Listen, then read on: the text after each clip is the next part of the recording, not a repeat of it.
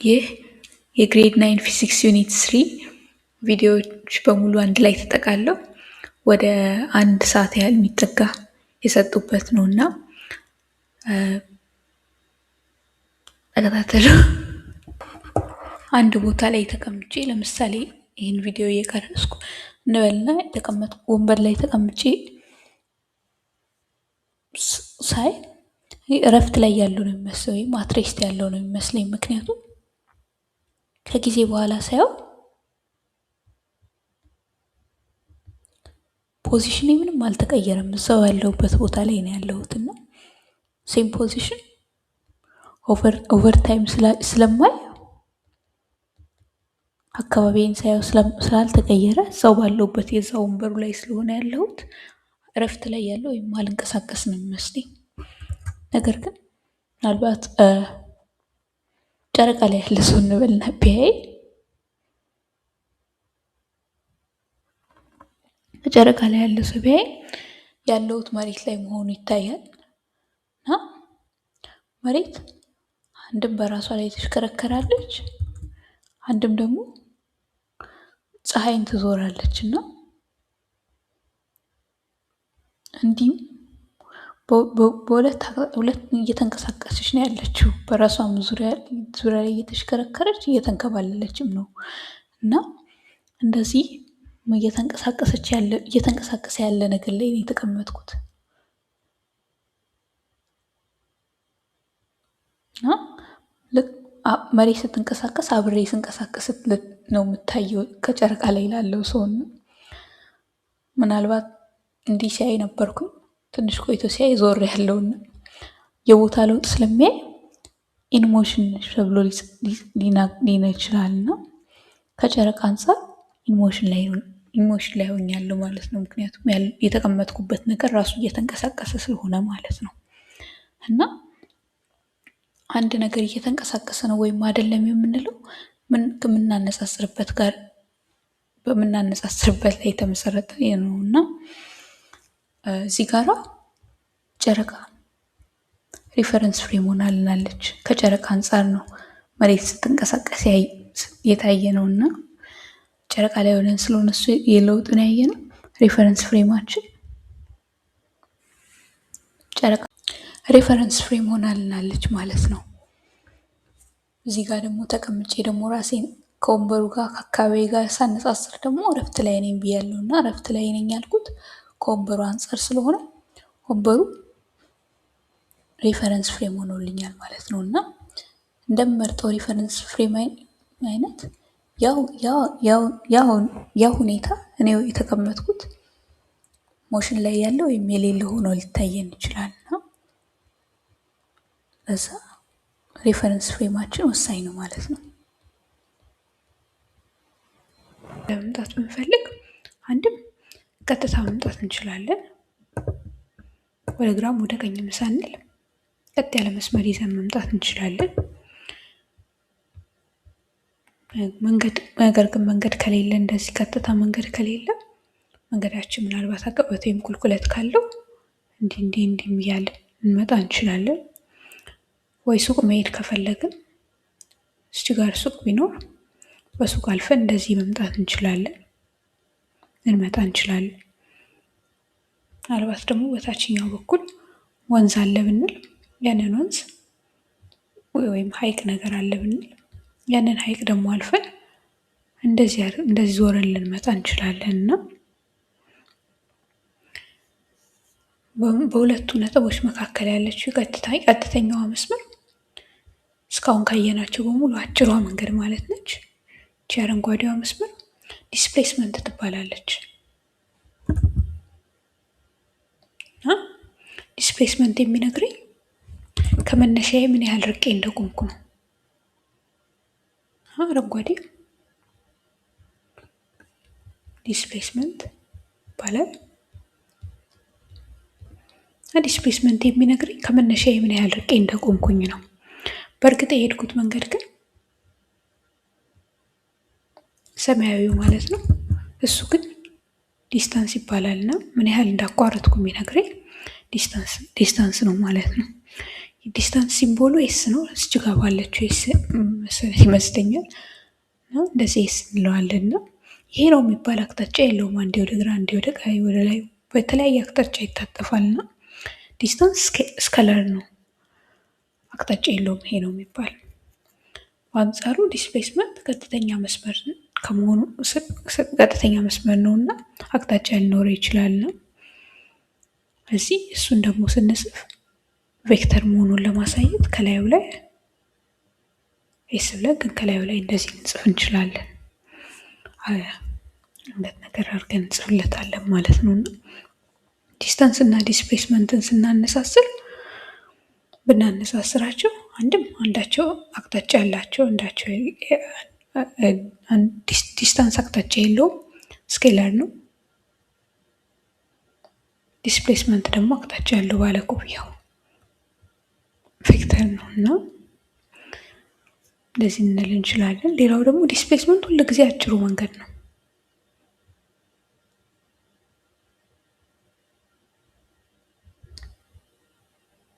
ግን በአጭሩ መንገድ ካልሄድን እኛ በሌላ አቅጣጫ ከተጠቀምን የወሰድነው መንገድ ዲስታንስ ይባላል ነው።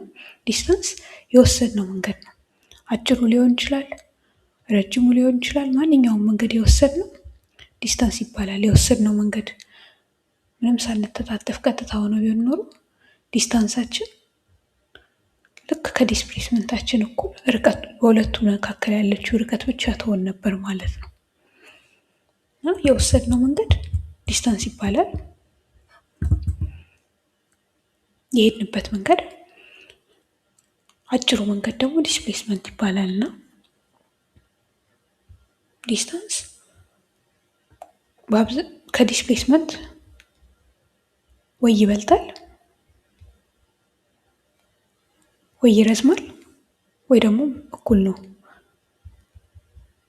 ምክንያቱም አጭሩ መንገድ ዲስፕሌስመንት ነው እና ከዲስፕሌስመንት ማጠር አይችልም፣ ግን ከዲስፕሌስመንት እኩል መሆን ይችላል። ምክንያቱም ዲስታንስ የምንለው የወሰድነው መንገድ ከሆነ እና የወሰድኩት መንገድ ከዚህ እስከዚህ ያለውን ቀጥታ መንገድ ከሆነ እሱን ራሱን ከወሰድኩኝ የወሰድኩት መንገድ ዲስታንስ ይባላል።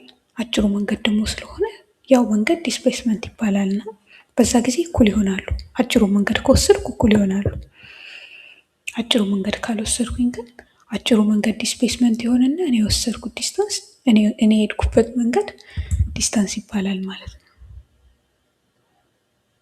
ሁለቱም ርቀት ስለሆኑ የሚለኩት በሜትር፣ ኪሎ ሜትር፣ ማይል በመሳሰሉት በርቀት መንገዶች ይለካሉ እና ዲስታንስ እና ዲስፕሌስመንት ከአንድ ቦታ ሌላ ቦታ ሲሄድ ምን ያህል እንደተንቀሳቀስኩ የምለካባቸው መንገዶች ናቸው እና በእያንዳንዱ እርምጃ ላይ ደግሞ ከዚህ ተነስቼ ቀዩ መስመር ቀዩ ነጥብ ጋር እስከምደርስ ድረስ ባለውበት ቦታ ሁሉ የት ጋር ነው ያለሁት ብዬ ብጠይቅ፣ ለምሳሌ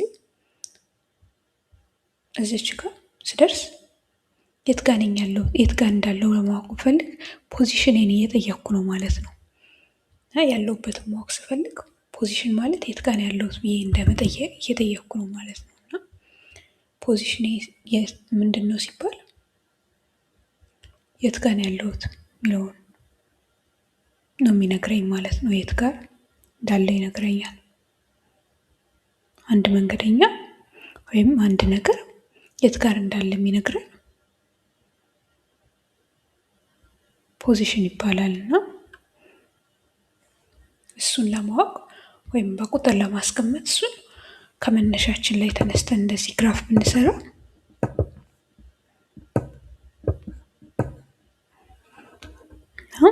መነሻችንን ኦሪጅን ብናደርገው ያው መነሻ ስለሆነ 0 ላይ ብንነሳ ቀለም እንቀይርለትና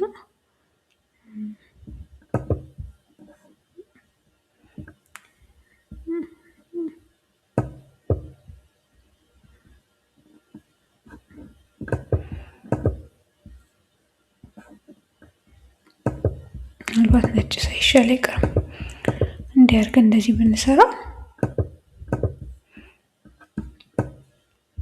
ወደ ጎን ደግሞ ልክ እንደዚህ አድርገን ኤክስ እና ዋይ አክሲስ ብንሰራ ማለት ነው። መነሻችንን 0 ላይ ካደረግነው መነሻችን የትም ቦታ ሊሆን ይችላል። ለማቃለል ያህል መነሻችንን 0 ብለን ብንቆጥር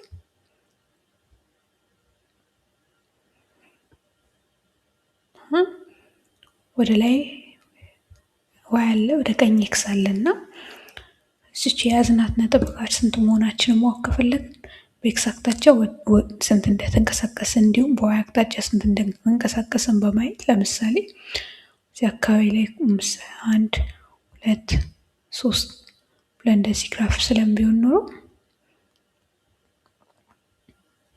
1 2 3 እንዲህ ብለን ብንስል ይቺ ሰማያዊ እቺ ቢጫ ነጥብ ያከበብናት በ0 እና በ1 መካከል እንዳለች እንዲሁም በ1 እና በ2 መካከል እንዳለች እናያለን።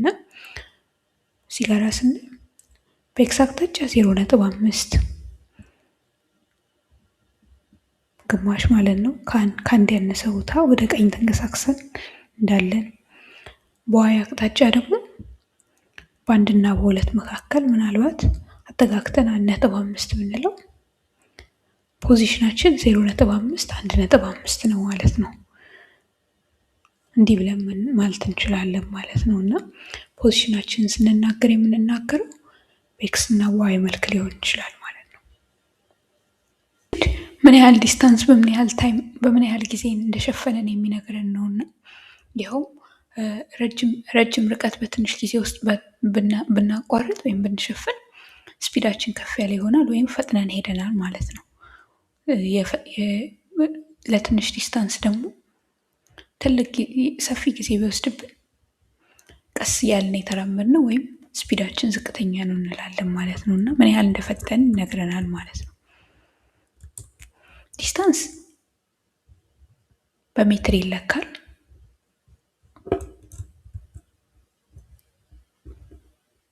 ታይም ደግሞ በሰከንድ ይለካል። ሁለቱም ዲስታንስም ታይምም ሌሎች መለኪያዎች ያሏቸው፣ ነገር ግን ኤስአይ ዩኒታችን ሜትር እና ሰከንድ ስለሆነ እነሱን ወስደን ስፒድ ደግሞ ሜትር ሲካፈል ሰከንድ ይሆንና ስፒድ ደግሞ በሜትር ፐር ሰከንድ ይለካል ብለን እንላለን ማለት ነው። ኤስአይ ዩኒታችን ሜትር ፐር ሰከንድ ይሆናል። ነገር ግን ዲስታንሳችን በኪሎ ሜትር ከተለካና ሰዓታችን በአወር ከተለካ በሰዓት ማለት ነው ስፒዳችን በኪሎ ሜትር ፐር አወር ይለካል ማለት ነው ተካፍሎ። እንደዚሁ የስፒድ ኤስአይ ዩኒት ሜትር ፐር ሰከንድ ነው ማለት ነው። እና ሲጋራ ስንልብ ብለን ስናይ ዲስታንስም ሆነ ታይም አቅጣጫ የላቸውም። 2 ሰከንድ ተብሎ ወደ ግራ ይባልም አቅጣጫ የለውም። ሁለቱም ስካላር ናቸው። ዲስታንስም እኛ የሸፈነው ርቀት ስለሆነ የግድ አቅጣጫ ሊኖረው አያስፈልግም። ጠመዝማዛ መንገድ ሊሆን ይችላል፣ ይፈቀድለታል ዲስታንስ መሆንና በዛ የተነሳ ሁለቱም ዲስታንስም ታይምም ስኬላር ናቸው ወይም አቅጣጫ የላቸውም። እና ሁለቱም ስኬላር በመሆናቸው ደግሞ ስፒድም ራሱ አቅጣጫ አይኖረውም። ስፒድም ስኬላር ይሆናል ማለት ነው፣ ወይም አቅጣጫ የለውም ለማለት ነው። እዚህ አንድ ሰው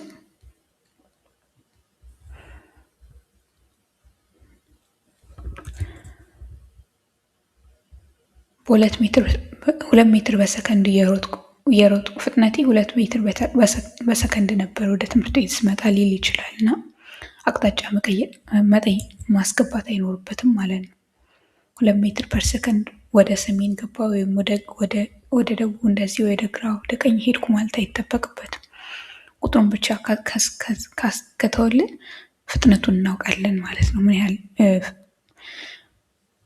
ምን ያህል ርቀት በምን ያህል ሰዓት እንደሸፈነ ለማወቅ ማለት ነው። ስለ ፍጥነት ስናስብ 2 አይነት መንገዶች አሉ ፍጥነትን ልንገልጽባቸው የምንችሉ። ለምሳሌ አንድ ሰው ቢኖር ለ2 ምናልባት እንበልና ለ2 ደቂቃ ያህል ተራመደ ቀስ ብሎና በ1 ሜትር ፐር ሰከንድ ፍጥነት ተራመደ እንበል፣ ወይም 1 ሜትር ያህል ተራመደ እንበል። 1 ሜትር ያህል ተራመደ ብቻ በ2 ደቂቃ 1 ሜትር መራመድ ይቻል እንደሆነ እንጂ ብቻ 1 ሜትር ለመራመድ 2 ደቂቃ ወሰደበት። ከዛ 2 ሜትር መዳረሻው ላይ ለመድረስ እዚህ ጋር መዳረሻው ቢኖር ሱቅ ነገር ብንሰራ እዚህ ጋር ለመድረስ የቀረው 2 ሜትር ሲቀረው መሮጥ ጀመረና በ1 ደቂቃ ውስጥ 2 ሜትሩን አቋረጠ በሩጫ እና ይህ ሰው እየተራመደ እያለ ፍጥነት ስንት ነው ብዬ ብጠይቀው 1 ሜትር በ2 ሚኒት አካፍሎ ወይም እንዲቀለን ከፈለገ 1 ሜትርን ሚኒትን ወደ ደቂቃ ቀይረን 1 ደቂቃ 60 ሰከንድ ከሆነ 2 ደቂቃ 120 ሰከንድ ይሆናል ብለን እንደዚህ አድርገን በዚህን ያህል ፍጥነት ተራመድኩ ብሎ ሊነግረን ይችላል። እዚች ጋር እንዳለ ስንጠይቀው ራሱ ነው በዛቸው ደቂቃ ላይ እየተራመደባት የነበረውን ፍጥነት ሊነግረን ይችላል። ወይም ደግሞ አጠቃላይ ርቀቱን ለመሸፈን የወሰደበትን ጠቅላላ ሰዓት በማሰብ 3 ሜትር ለመሸፈን 3 ደቂቃ ፈጅቶብኛልና ብሎ ደግሞ 1 ሜትር 3 ሜትር ያልኩት 1 ሜትር ሲደመር 2 ሜትር ጠቅላላ ርቀቱ ሲደመር ከታችም ደግሞ 2 ደቂቃ እና 1 ደቂቃ ጠቅላላ 3 ደቂቃ ስለፈጁበት 3 ሜትር በ3 ሚኒት ወይም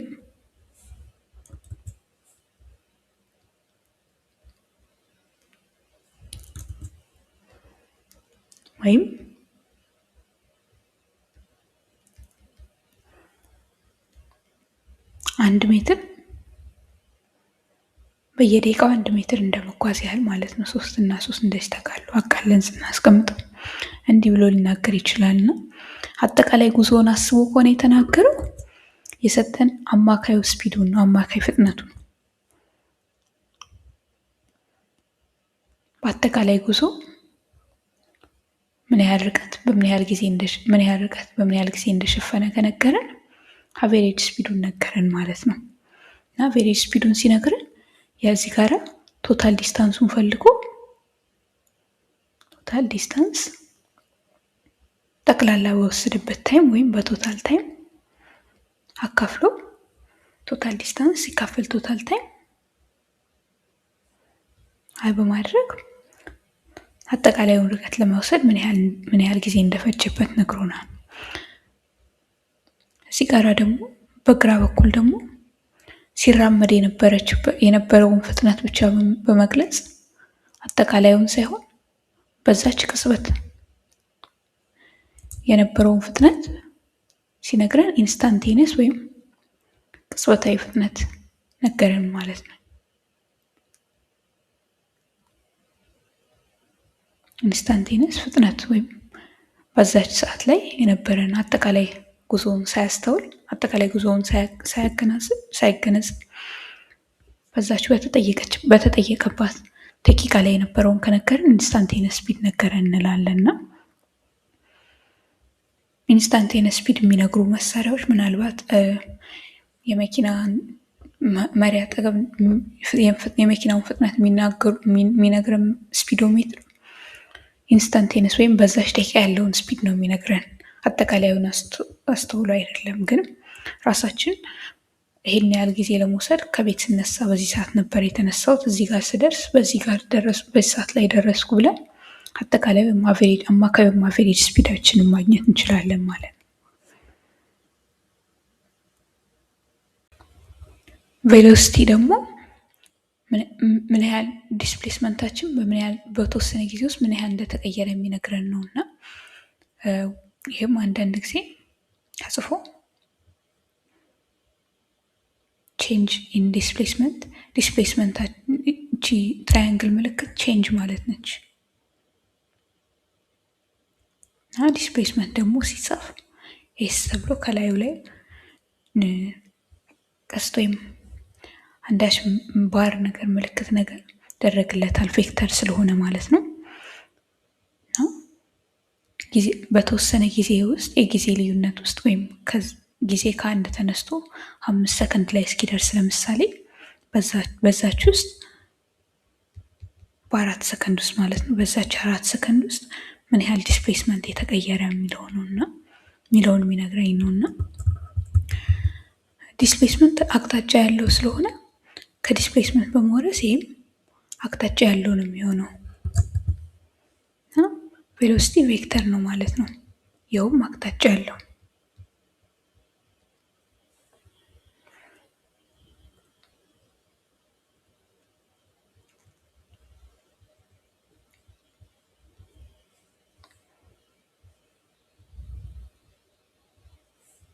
አቅጣጫ ያለው ለማለት ነው። እና ዲስፕሌስመንት በሜትር ይለካል። ልክ እንደ ዲስታንስ ሁለቱም በሜትር ይለካሉ እና ታይም ደግሞ በሰከንድ ይለካል። ሌሎችም መለኪያዎች አሉን። በኤስአይ ዩኒት ከሄድን ዲስፕሌስመንት በሜትር እንዲሁም ታይም በሰከንድ ይለካሉ እና ከሁለቱ በመውረስ ቬሎሲቲ ደግሞ በሜትር ፐር ሰከንድ ይለካል ማለት ነው። ሜትር ሲካፈል ሰከንድ በመሆን ደስ ይለካል ማለት ነው። እና የቬሎሲቲ ዩኒታችን ሜትር ፐር ሰከንድ ነው ማለት ነው። እና የቬሎሲቲ አቅጣጫ አለው ሲባል ለምሳሌ 10 ሜትር ፐር ሰከንድ ወደ ቀኝ ተጓዝኩ ወይም 10 ሜትር ፐር ሰከንድ ወደ ኢስት ተጓዝኩ ብዬ ልል እችላለሁ። በተቃራኒው ደግሞ 5 ሜትር ፐር ሰከንድ ወደ ዌስት ብዬ ልል እችላለሁ። ይህንኑ አባባል ደግሞ በሌላ መልኩ መግለጽ ከፈለግን ኢስትን ፖዚቲቭ ዌስትን ኔጌቲቭ አድርገን ብንወስድ ይኸው አባባል 10 ሜትር ፐር ሰከንድ ወደ ኢስት ተጓዝኩ ማለት 10 ሜትር ፐር ሰከንድ ፖዚቲቭ 10 ሜትር ፐር ሰከንድ ወይም ደግሞ በውስጥ ታዋቂነት ፖዚቲቭ መተውም ይቻላል። እንደዚህ ይሄኛው ደግሞ 5 ሜትር ፐር ሰከንድ ደግሞ ወደ ተቃራኒ አቅጣጫ ስለሆነ እሱኛው ደግሞ ኔጌቲቭ 5 ሜትር ፐር ሰከንድ ተብሎ ሊጻፍ ይችላል። እና ቬሎሲቲ ኔጌቲቭ ተብሎ ሊነገር ይችላል ማለት ነው። አብዛኛውን ጊዜ ፖዚቲቭ የምንለው ኢስት ወደ ቀኝ እና ወደ ላይ ኖርዝን ነው ፖዚቲቭ የምናደርጋቸው። ኖርዝ እና ኢስት ፖዚቲቭ አድርገን እናስባቸዋለን። ሳውዝ እና ዌስት ደግሞ ወደ ታች እና ወደ ግራ ደግሞ ኔጌቲቭ አድርገን እናስባቸዋለን ማለት ነው። እና ሰዎች ተስማምተው የፈጠሩት ነው። እንደዚህ አድርገን ልንጽፈው እንችላለን ማለት ነው። ቬሎሲቲ እንደ ስፒድ ሁሉ ቬሎሲቲም ኢንስታንቴነስ እና አቨሬጅ ተብሎ ሊገለጽ ይችላል። ለምሳሌ አንድ ሯጭ ብናስብ ሯጭ ከዚህ ተነስቶ እዚህ ቦታ ድረስ 500 ሜትር ለመሸፈን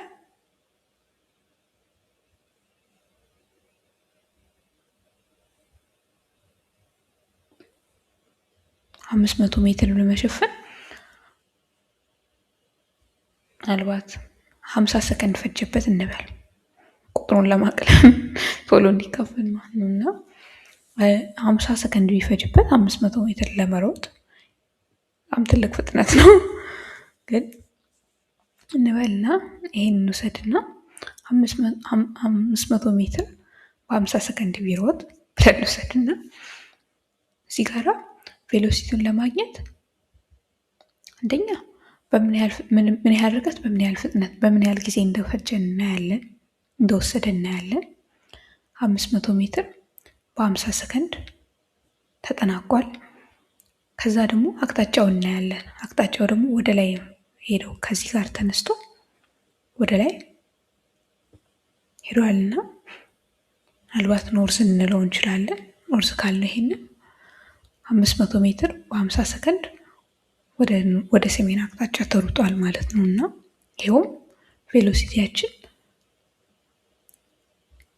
50 ለ5 10 ይሰጥና 10 ሜትር ፐር ሰከንድ ወደ ሰሜን አቅጣጫ ሄደናል ማለት ነው። ቬሎሲቲያችን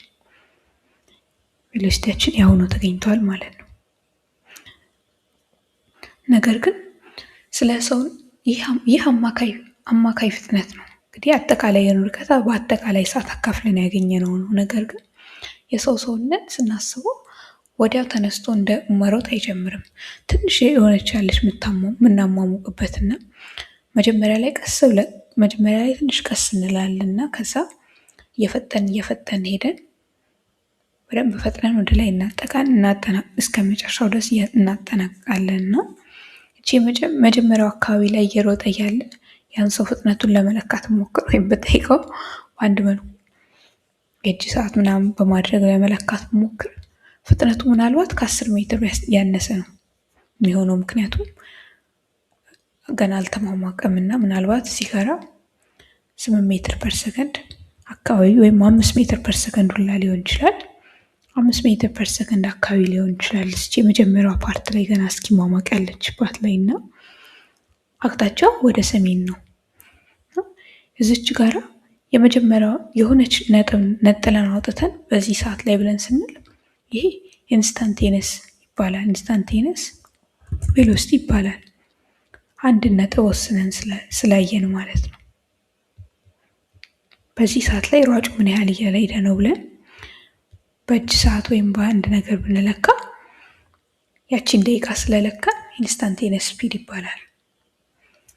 ነገር ግን አጠቃላይ የተጓዘውን በማየት በምን ያህል ጊዜ እንደወሰደ በማካፈል የምናገኘው ደግሞ ቬሎሲቲ አቨሬጅ ቬሎሲቲ ይባላል።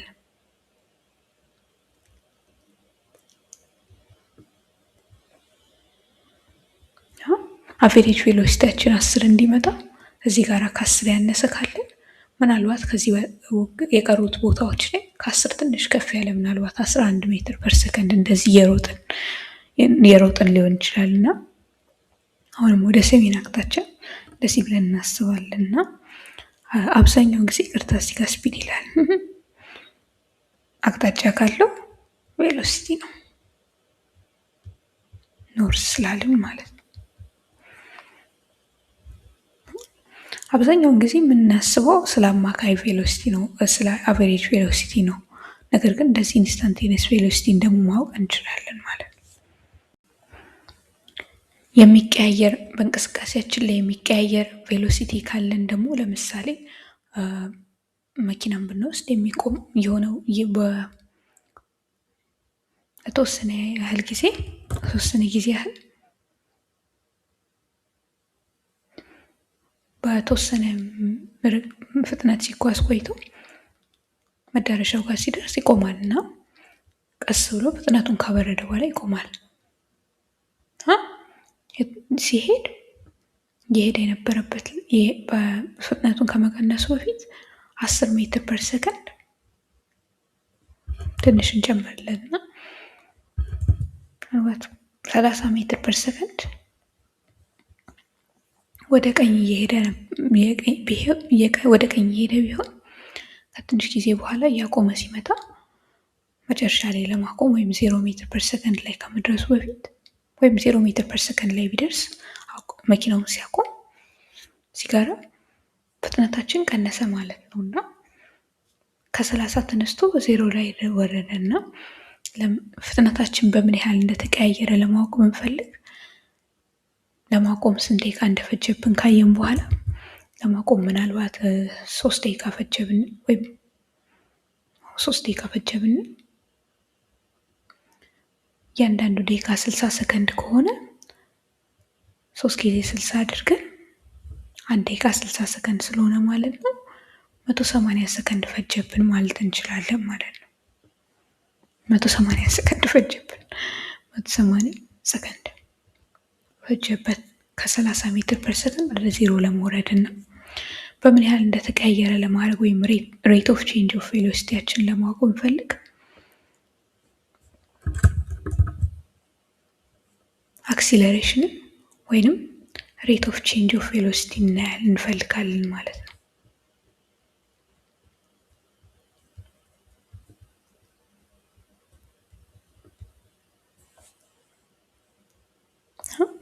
አክሲለሬሽን ከቬሎሲቲ ጋር የተያያዘ በመሆኑ እና ቬሎሲቲ አቅጣጫ ያለው ነገር ስለሆነ አክሲለሬሽን አቅጣጫ ይኖረዋል እና ሬት ኦፍ ቼንጅን በእርግጥ ካልኩሌት ለማድረግ ስንፈልግ መጨረሻ የደረስንበትን ስፒድ ማለትም ፋይናል ስፒዳችንን ያቆምንበትን ማለት ነው ወስደን ከሱ ላይ የተነሳንበትን እንቀንሳለን። ይሄ በምን ያህል ጊዜ ውስጥ እንደሆነ ወይም ስንት ጊዜ እንደፈጀብን ቲ ፋይናል ማይነስ ቲ ኢኒሻል አድርገን ወይንም ዝም ብለን እንደዚሁ ቼንጅ ኦፍ ታይም ወይም ምን ያህል ጊዜ እንደወሰደ በማየት እንደዚህ ልንጽፈው እንችላለን ማለት ነው።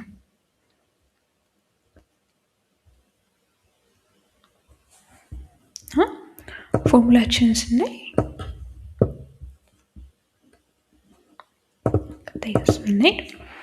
ፎርሙላችንን ስናየው አክስለሬሽን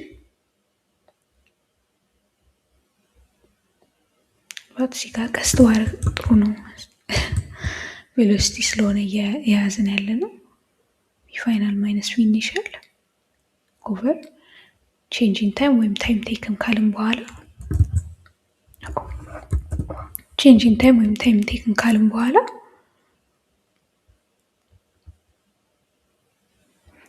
ቬሎሲቲ በሜትር ፐር ሰከንድ ይለካል።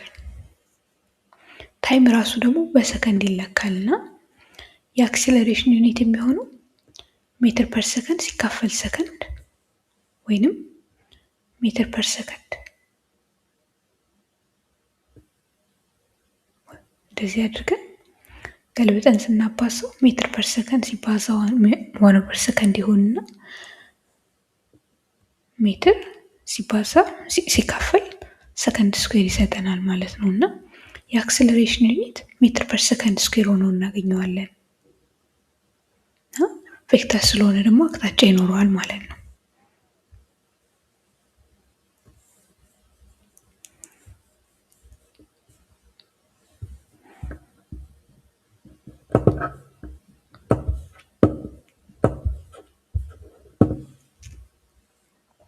የቅድሙ ምሳሌ ወስደን ከ30 ሜትር ፐር ሰከንድ ወደ ቀኝ ወደ 0 ሜትር ፐር ሰከንድ የወረደው መኪና እና ያን ያህል ደግሞ ለመውረድ 180 ሰከንድ የፈጀበትን መኪና ብንወስድ ታይማችን 180 ሰከንድ ሆኖ አግኝተነዋል። የተነሳንበት ወይም ኢኒሻል ቬሎሲቲያችን 30 ሜትር ፐር ሰከንድ ሆኖ አግኝተነዋል። ቬሎሲቲ ቪ ኢኒሻል ወይም ቪ አይ 30 ሆኖ ተገኝቷል። ያቆምንበት ደግሞ ቬሎሲቲ 0 ሜትር ፐር ሰከንድ ሆኖ ተገኝቷል ማለት ነው። የዚህን አክሲለሬሽን ለማግኘት ብንሞክር አክሲለሬሽንን ለማግኘት ቪ ፋይናል 0 ሜትር ፐር ሰከንድ ቪ ኢኒሻል 30 እዚህ ከዜሮ ላይ 30 ቀንሼ 0 ሜትር ፐር ሰከንድ ሲቀነስ ኔጌቲቭ 30 ሜትር ፐር ሰከንድ አገኘው ማለት ነው። ከታች ደግሞ 180 ሰከንድ ይኖረኛል እና ከዜሮ ላይ 30 ሰከንድስ ኔጌቲቭ 30 በሙሉ ኔጌቲቭ ሜትር ፐር ሰከንድ አገኛለሁ ከላይ። ከታች ደግሞ 180 ሰከንድ ይኖረኛል እና በዜሮ እና ዜሮ እንደዚህ ከተጠቃለለ በኋላ በ3 1 በ3 6 ስናደርግ ኔጌቲቭ 1 ኦቨር 6 ሜትር ፐር ሰከንድ ስኩዌር ይሆናል ማለት ነው አክሲለሬሽናችን።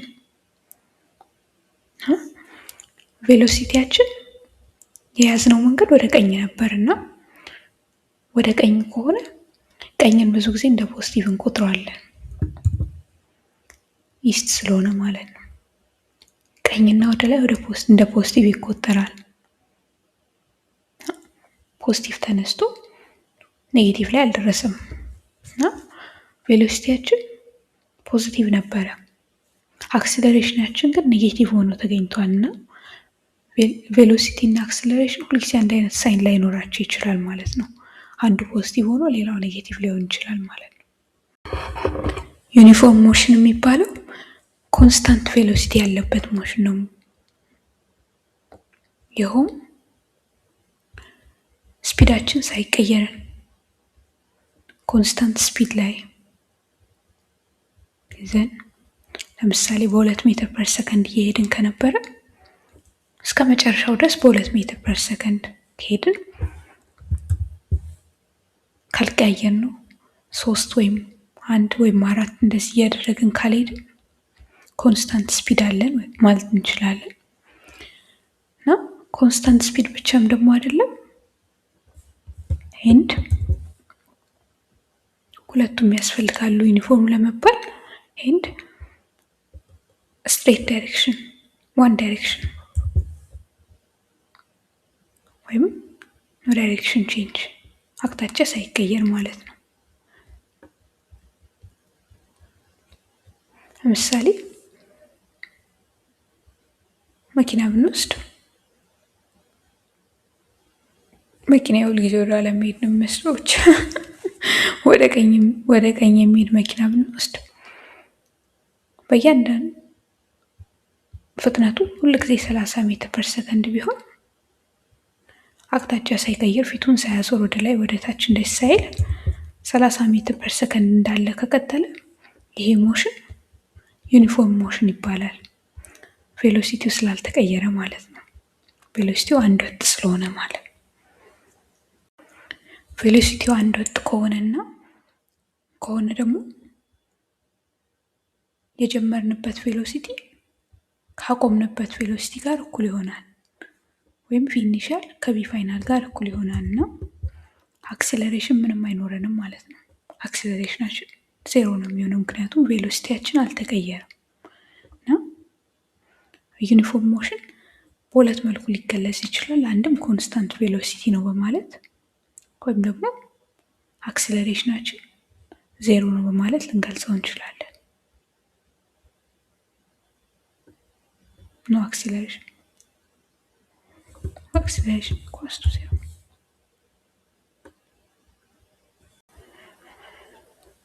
ሞሽኖቻችን በግራፍም ልናሳያቸው እንችላለን። ለምሳሌ ዩኒፎርም ሞሽን ቢኖረን 1 ሜትር ፐር ሰከንድ የምንንቀሳቀስ ቢሆን ቬሎሲቲያችን ተወስኖ 1 ሜትር ፐር ሰከንድ ላይ ቢረጋ እና አቅጣጫውን ባንቀይር እንግዲህ ዩኒፎርም ሞሽን ማለት ኮንስታንት ቬሎሲቲ እና ዜሮ አክሰለሬሽን ማለት ስለሆነ አቅጣጫ ሳንቀይር ኮንስታንት ቬሎሲቲ ወይም አክሰለሬሽናችን ዜሮ ነው። ዜሮ ሲሆን ስላለን ዩኒፎርም ሞሽን ብለን ስለምንለው እሱን በግራፍ ለማሳየት ብንሞክር ስፒዳችን 1 ሜትር ፐር ሰከንድ ቢሆን እና በተወሰነ አቅጣጫ ላይ ብንሄድ ለምሳሌ ወይም ኢስት ልበለው እና እንደዚህ በ1 ሜትር ፐር ሰከንድ የሚራመድ ሰው ቢኖር አንድም የዛን ሰው ፖዚሽን በየሰዓቱ ማየት እንችላለን። ይኸውም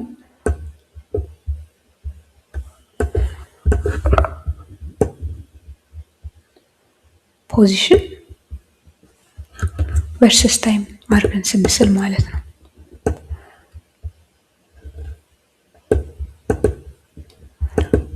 ወደ ላይ ፖዚሽን ወደ ቀኝ ታይም አድርገን ብንስል ያይሳል ነው።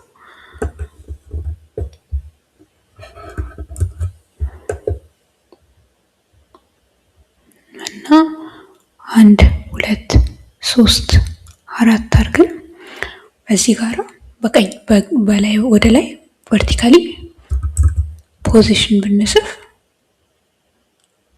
ፖዚሽን ወይም ፒኦኤስ ብየዋለሁ ፖዚሽን መሆኑ ነው እና በሜትር ቢሆን የምንለካው ምናልባት እሱን ከላይ ብጽፎ እችላለሁ ሜትር ቢሆን። በዚህ ጋር ደግሞ ሰከንድ ቢኖረን 1 ሰከንድ 2 ሰከንድ 3 ሰከንድ 4 ሰከንድ ቢኖረን ታይም በሰከንድ የተለካ ቢኖረን 1 ሜትር ፐር ሰከንድ ኢስት እየተራመደ ከሆነ ኢስት የሚለው ፖዚቲቭ ይሰጠናል። 1 ሜትር ፐር ሰከንድ ሆኗል ማለት ነው ቬሎሲቲያችን ነው። 1 ሜትር በሰከንድ ከተራመደ 1 ሰከንድ ላይ 1 ሜትር ተራምዷል ማለት ነው። ከዜሮ ዜሮ ቢነሳ 1 ሰከንድ ላይ 1 ተራምዷል፣ 1 ሜትር ተራምዷል። 2 ሰከንድ ላይ 2 ሜትር ተራምዷል። 3 ሰከንድ ላይ 3 ሜትር ተራምዷል። 3 ሰከንድ 3 ሜትር ተራምዷል። እንደዚህ ካደረግን በኋላ 4 ሰከንድ ላይም 4 ሜትር ተራምዷል በማለት እንደዚህ አድርገን እንደዚህ አይነት ግራፍ እናገኛለን እና ነጥቦቹን ስናገናኛቸው ለከፋ አይሰጥም። እነዚህን ማገናኘት ቀጥታ መስመር ስለሆነ እንደዚህ አድርጌ ባገናኛቸው ፖዚሽን ቨርሰስ ታይም ግራፍ አገኘው ማለት ነው። ይሄ ግራፍ ኤስ ቨርሰስ ቲ ወይም ፖዚሽን ቨርሰስ ታይም ይባላል።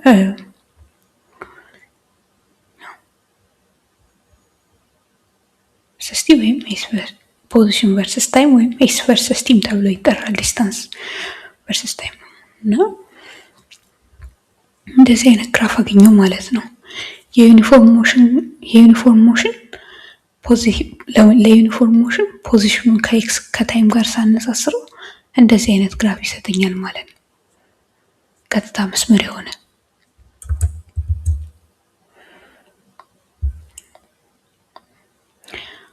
ከፈለግን ደግሞ በፖዚሽን ፋንታ ቬሎሲቲም ግራፍ መስራት እንችላለን። እንደሱ ደግሞ ካደረግን እዚህ ጋር ቪ ይኖረናል። ቪ ደግሞ በሜትር ፐር ሰከንድ ነው የሚለካው። ከታች ታይም ይኖረናል።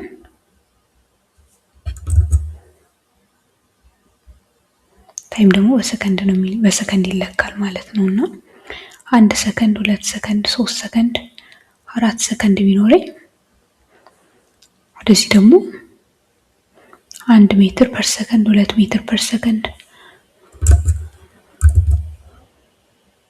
3 ሜትር ፐር ሰከንድ 4 ሜትር ፐር ሰከንድ ቢኖረኝ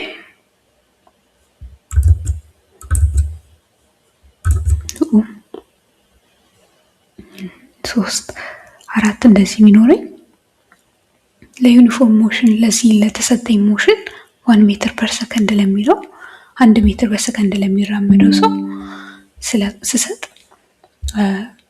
ግራፉን ስስል 1 ሜትር ፐር ሰከንድ አይቀያየርም ብለናልና ለረጅም ጊዜ የዛው 1 ሜትር ፐር ሰከንድ ላይ ሆኖ ይቀራል ማለት ነውና 1 ሰከንድ ላይ መጥቼ ባይ የሰውየውን ቬሎሲቲ 1 ሜትር ፐር ሰከንድ፣ ሁለተኛው ሰከንድ 1 ሰከንድ ደግሞ ጨምሬ ቆይቼ ብመጣ አሁንም ቬሎሲቲ አይቀየርም፣ ሰው 1 ላይ ያርፋል። 3 ላይ ስመጣ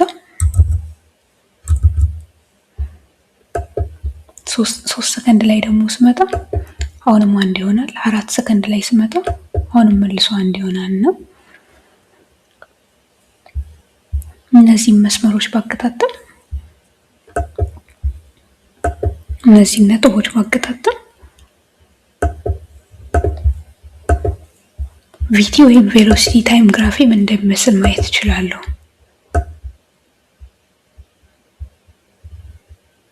ሳገጣጥማቸው እንደዚህ ቀጥታ መስመር ሆሪዞንታል የሆነ መስመር አገኛለሁ።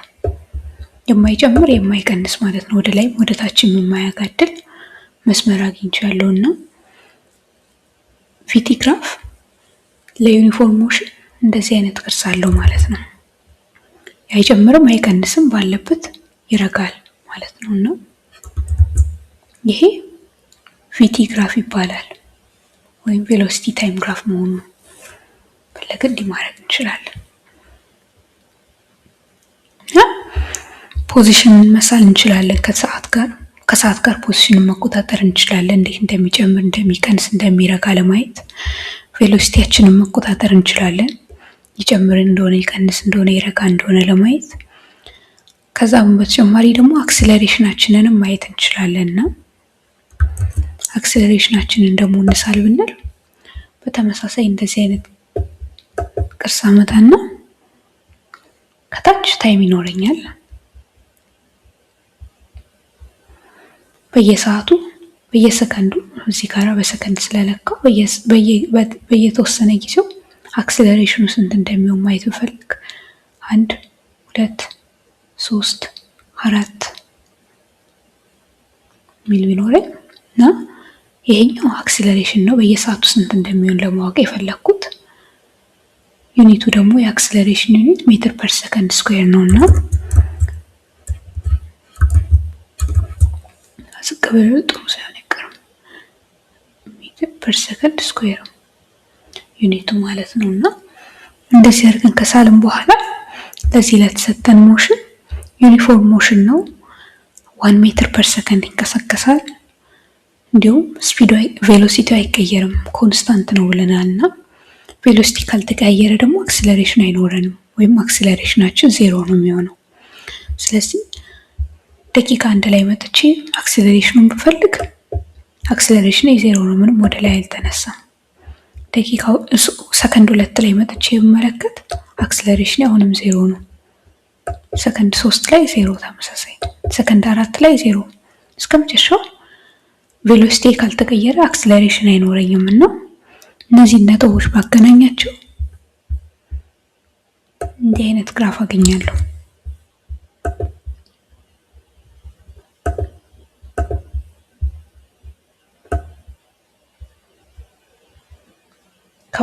ራሱ ኤክስ አክሲስ ላይ የተደረገ ማለት ነው።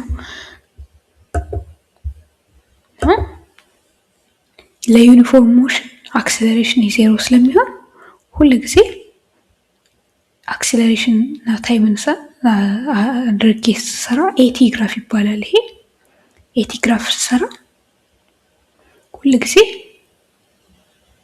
ታች ላይ እንዳለ ነው የሚሆነው ማለት ነው። አይነሳም፣ ወደ ላይም ወደ ታችም ኤክስ አክሲስ ላይ ይደረባል ማለት ነው። ይተኛል ያለኝ አክስለሬሽን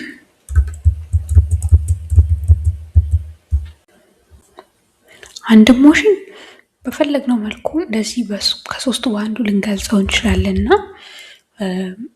ከሶስቱ አንዱ ደግሞ ካገኘን ከዛ ተነስተን ደግሞ ሌሎችም ምን እንደሚመስሉ ማግኘት እንችላለን። ለምሳሌ የተሰጠን ግራፍ ፖዚሽን ቨርሰስ ታይም የሚለው ወይም የመጀመሪያው ብቻ ቢሆን ከሱ ተነስቼ ቬሎሲቲ ስንት እንደሚሆን ማወቅ እችላለሁ።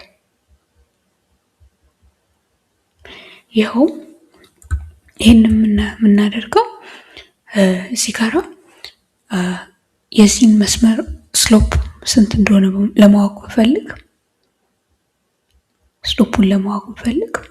ስሎፑ ራይስ ወይም ወደ ላይ ስንት እንደተነሳ ግራፉ መስመሩ ወደ ላይ ምን ያህል እንደተነሳ ወስጄ ወደ ጎን ምን ያህል እንደሄደ ባካፍለው ራይስ ኦቨር ራን ብዬ ማለት ነው። እንደዚህ ባካፍለው ስሎፑን አገኛለሁ እና ይሄ ወደ ላይ የሚንቀሳቀሰው መስመር የሚለካው በሜትር ነው። እዚህ ጋራ ወደ ላይ ያለን ቨርቲካል አክሲሳችን ላይ ያለው ሜትር ነው። ሆሪዞንታል አክሲሳችን ላይ ደግሞ ያለው ታይም ስለሆነ እሱ ደግሞ በሰከንድ ይለካል። እዚህ እንደዚህ ይሆናል ማለት ነው እና የስሎፓችን ዩኒት ሜትር ፐር ሰከንድ ሆኖ ይገኛል ማለት ነው፣ ልክ እንደ ቬሎሲቲ ዩኒት። ስለዚህ የዚህን ነገር ስሎፕ ፈልጌ ቬሎሲቲውን ማግኘት እችላለሁ ማለት ነው እና ብንሞክረው ቬሎሲቲን ለማግኘት ከዚህ ነጥብ ተነስቼ እስከ ሁለተኛዋ ነጥብ ብሄድ ወይም ከመጀመሪያው ተነስቼ እስከ ሁለተኛው ብሄድ ያው ቀጥታ መስመር ስለሆነ ስሎፑ ስለማይቀየር ከዚህ ጋር ብነሳ ወደ ላይ ከዚህ ተነስቼ ወደዚህ እስከምደርስ ወደ ላይ 1 ሜትር ተንቀሳቅሻለሁ።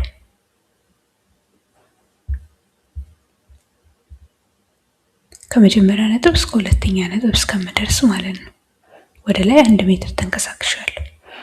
ወደ ጎን ደግሞ ከዛው ከመጀመሪያው ነጥብ ሁለተኛው ነጥብ ጋር እስክደርስ ወደ ጎን ደግሞ 1 ሰከንድ ያህል ሄጃለሁና 1 ሜትር ሲካፈል 1 ሰከንድ ይኸው 1 ሜትር ፐር ሰከንድ ልክ ጥያቄውን ስንጀምር የተነሳንበትን ቬሎሲቲ ሰጠን ማለት ነውና እንደዚህ ፖዚሽን ቨርሰስ ታይም ወይም ኤክስቲ ወይም ኤስቲ ግራፍ ከተሰጠን አንዳንዴ ኤክስቲም ተብሎ ይጻፋል ለፖዚሽን ኤክስ ስለምንጠቀም አንዳንዴ እንደዚህም ተብሎ ከተሰጠን እንዲህ አይነቱ ግራፍ ከተሰጠን የግራፉን ስሎፕ በማግኘት ቬሎሲቲውን ማግኘት እችላለሁ ማለት ነው ስሎፑን በመውሰድ ነው። ይህንኑ ደግሞ አምጥቼ ቬሎሲቲ ታይም ቨርሰስ ታይም ወይም ቪቲ ግራፍ ላይ በሞክረው እዚህ ጋር ደግሞ ስሎፔን ሳይ ወደ ላይ ወይም ቨርቲካል አክሲስ ላይ ያለኝ ሜትር ፐር ሰከንድ ነው።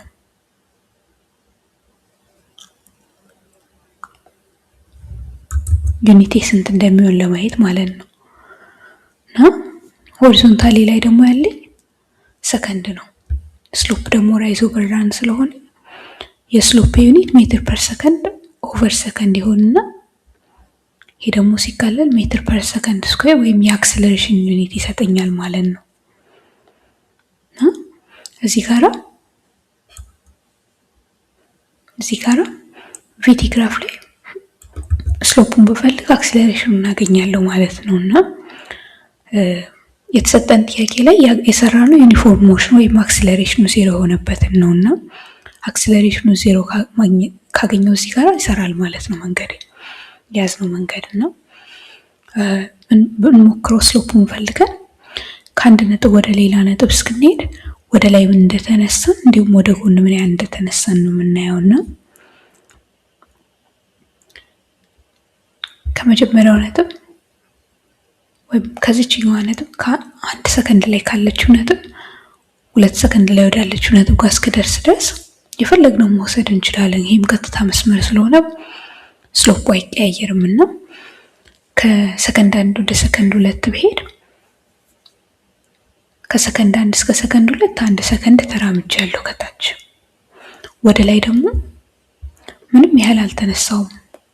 እዛው አንድ ላይ ነበርኩኝ። አንድ ላይ ጀመርኩ፣ አንድ ላይ ጨረስኩና 1 ሜትር ፐር ሰከንድ ማይነስ 1 ሜትር ፐር ሰከንድ ይሆናል ማለት ነው። አንድ ሲቀነስ አንድ ዜሮ ይሆንና በእርግጥም አክሰለሬሽናችን ዜሮ ሆኖ ተገኘ ማለት ነው። ዜሮ ሰጠን ለአክሰለሬሽን ነው።